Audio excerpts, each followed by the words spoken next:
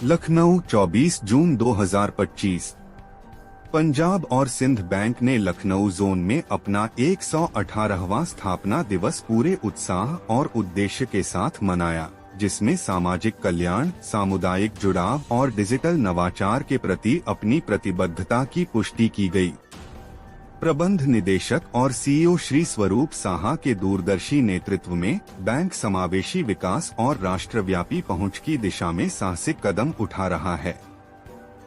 Zonal manager N Singh के नेतृत्व में लखनऊ जोन में समारोह के हिस्से के रूप में यूपी के विभिन्न जिलों में संस्थानों को वाटर कूलर दान किए गए, जिसकी उन्होंने सराहना की और बैंक के भविष्य के विकास के लिए उनके सक्रिय समर्थन का आश्वासन दिया। वरिष्ठ नागरिकों के लिए देखभाल और करुणा के प्रतीक के रूप में व्हीलचेयर दान की गयी। कर्मचारियों द्वारा पौधारोपण अभियान चलाया गया। पर्यावरण जिम्मेदारी को बढ़ावा देने के लिए लखनऊ और अन्य जिलों में विभिन्न स्थानों पर बैंक।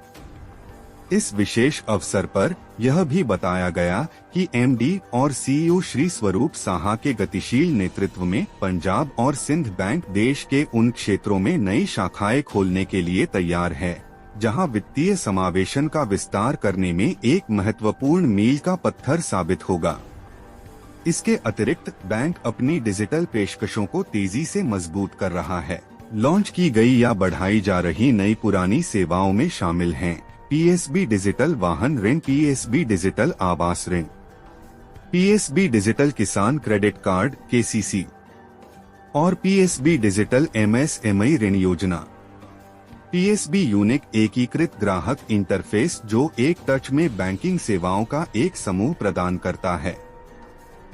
इस अवसर पर बोलते हुए लखनऊ के zonal manager Shri N Singh ने कहा, हमारा स्थापना दिवस न केवल बैंक के गौरवशाली इतिहास के लिए एक श्रद्धांजलि है, बल्कि नवाचार और करुणा के साथ हमारे समाज के वंचितों की सेवा करने की हमारी प्रतिबद्धता का भी प्रतिबिंब है। मजबूत नेतृत्व और एक समर्पित टीम के साथ हम अधिक ऊंचाइयों को छूने के लिए तैयार हैं।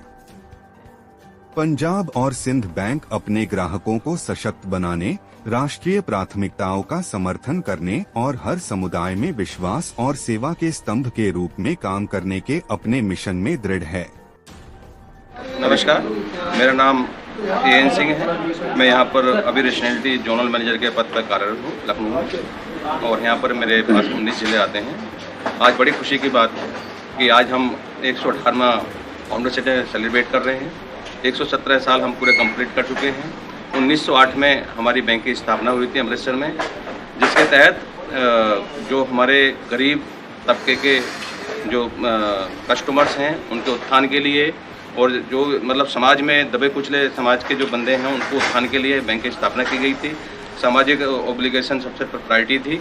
तो उसके तहत आज भी हम पंजाब एंड सिंध बैंक के जितनी भी शाखाएँ हैं अपना बढ़ चढ़ कर उसमें भाग ले रही हैं, जिसमें आज हम डिफरेंट इसी क्रम को आगे बढ़ाते हुए आज और कल हम 2 दिन इसको सेलिब्रेट कर रहे हैं, जिसके तहत अभी हमने वाटर कूलर का डोनेट किया है, गुरुद्वारे में डोनेट किया है, हॉस्पिटल्स में डोनेट किया है। अभी उन्हें व्हील चेयर्स के भी हमने डोनेट किए हैं, जिसके तहत ताकि जो भी उसके यूज हो सके, भलाई के लिए यूज हो सके। और आज भी हम हमारे 2-3 जगह छबील लग रही हैं, जिसमें हम आज क्योंकि बहुत काफ़ी गर्मी है, जिसके तहत ताकि लोग अपना प्यास को बुझा सकें।